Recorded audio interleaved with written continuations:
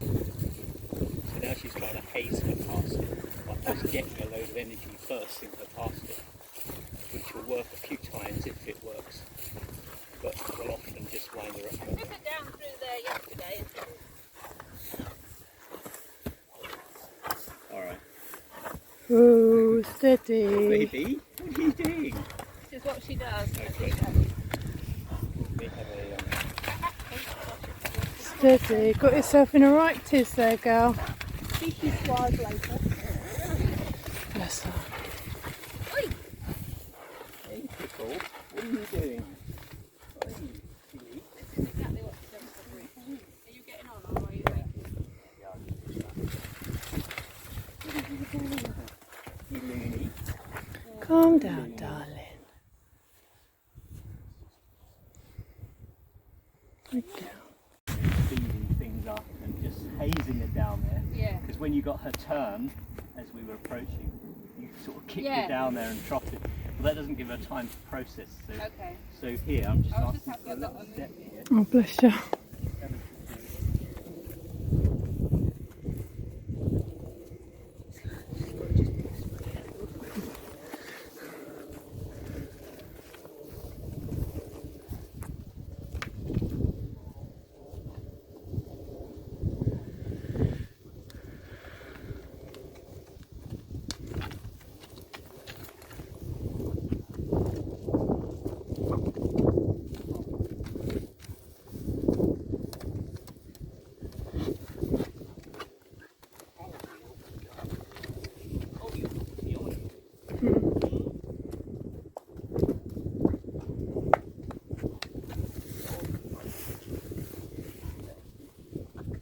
So you've got to get her switched off of flight and back to thinking. Yeah, get her realising that we're not going to escalate this, we're just saying, oh, you're a good girl, aren't you? Oh.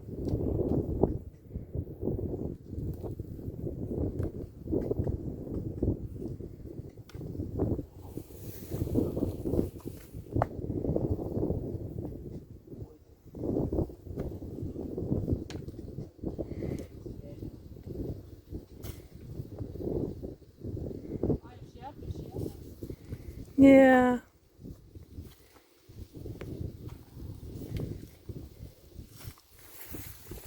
You have to keep going now. There's always maze with a bad guy in it. Good girl.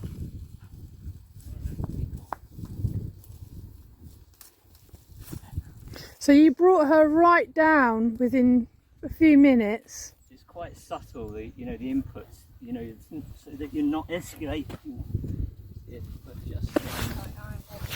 Do you want her leg up, Tracy? Yeah,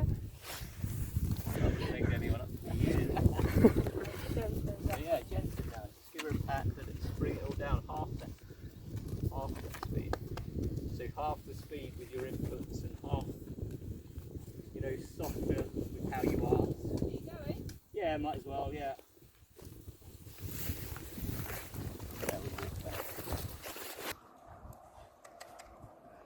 She tries to run the old program, so she's thinking bad things there, and then she's rethought it, and now she's doing it. She realises that, she doesn't have to rear and fight it. She gets on with it. It's actually easier. We're trying to show her something that makes more sense to a turn that way, and that will lift her then and help her step through. It's just holding it to it a bit more, So with my right turn.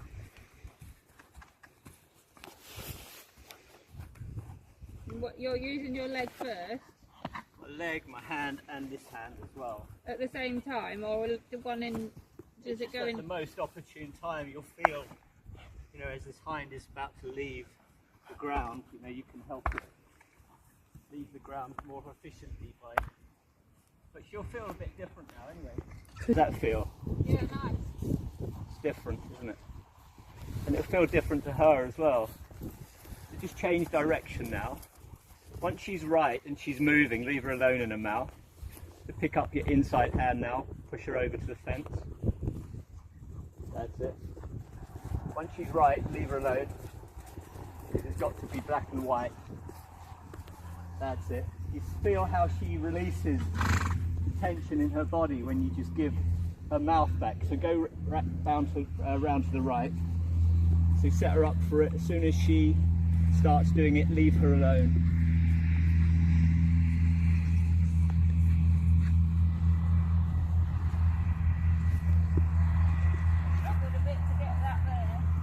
Yeah, so there you go. So when she reaches down, push your hands forward, let her take it as far as she wants down. Yeah, That's good. And again, so she reached there, just push your hands forward. Again, there. Do you feel the stride improve? Yeah. The moment you give her the freedom. So you have to be in there and involved when she's wrong to put her right. But then when she's right, it's really important that you leave her alone to maintain it herself. Like there, push your hands forward.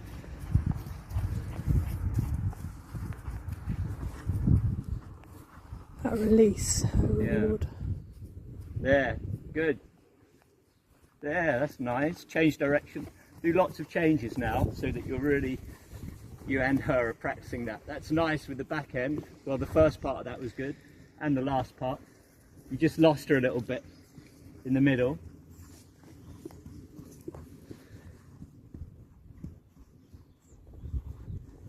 So it's letting her make mistakes without micromanaging her, but when she's wrong, putting her right, but then leaving her alone to take that responsibility herself. Change again, being really aware of what the shoulder is doing and where her back end is. Don't let her switch it in.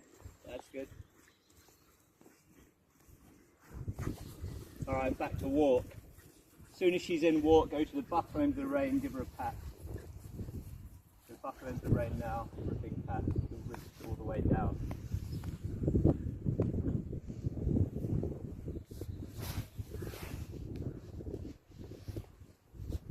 Lovely. I think brain working, isn't it? Yeah. Everybody's brain, I think. It's really good. Yeah. She is a good girl.